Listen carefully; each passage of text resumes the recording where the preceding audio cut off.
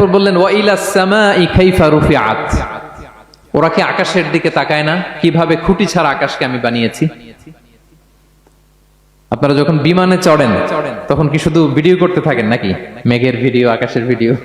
তখন তাকাবেন আকাশের দিকে, সুবহানাল্লাহ, কিভাবে আল্লাহ আকাশকে তৈরি করেছেন।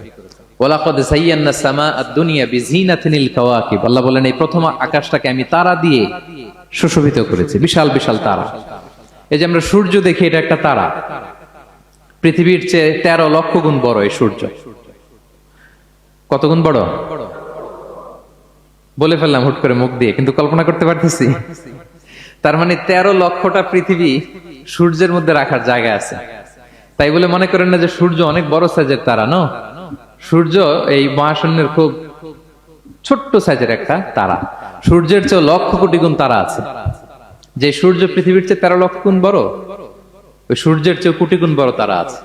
এরকম লক্ষ কোটি কোটি তারা নিয়ে আমাদের গ্যালাক্সি মিল্কি ওয়ে, এরকম কোটি কোটি গ্যালাক্সি আছে। সুবহানাল্লাহ, কোটি কোটি গ্যালাক্সি নিয়ে আমাদের এই প্রথম আকাশের মহাশূন্য। তার মানে পুরো প্রথম আকাশটাকে যদি একটা মানচিত্র দেয়া হয়, ওইখানে মাইক্রোস্কোপ দিয়ে পৃথিবীকে খুঁজে পাওয়া যাবে না। আই রিপিট, পুরো প্রথম আকাশটাকে যদি একটা বড় মানচিত্র বানানো হয়, আমরা যে পৃথিবীতে আছি, মাইক্রোস্কোপ দিয়েও এটাকে খুঁজে পাওয়া যাবে না। এই বিশাল প্রথম আকাশের মহাশূন্য যখন শেষ, এরপরে হচ্ছে প্রথম আকাশের লেয়ার, তারপরে হচ্ছে দ্বিতীয় আকাশের মহাশূন্য, তারপরে দ্বিতীয় আকাশের লেয়ার। বিষ্ণু ইসলাম বলেন দ্বিতীয় আকাশের তুলনায় প্রথম আকাশটা কত ছোট শোনো। সাহারা মরুভূমির মধ্যে যদি তোমার হাতের আংটি ছুঁড়ে ফেলে দাও, পুরো মরুভূমির তুলনায় তোমার হাতের আংটি যত ছোট, আল্লাহর দ্বিতীয় আসমানের তুলনায় প্রথম আসমানটা ঠিক তত ছোট। আবার তৃতীয় আসমানের তুলনায় দ্বিতীয় আসমানটা ঠিক ওই রকম। আবার চতুর্থ আসমানের তুলনায় তৃতীয় আসমানটা ওই রকম।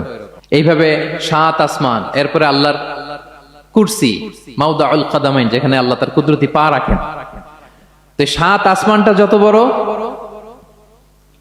পুরো সাহারা মরুভূমির মধ্যে আংটি ফেলে দিলে মরুভূমির তুলনায় আংটি যত ছোট, আল্লাহর কুরসির তুলনায় পুরো 7 আসমানটা ঠিক তত ছোট।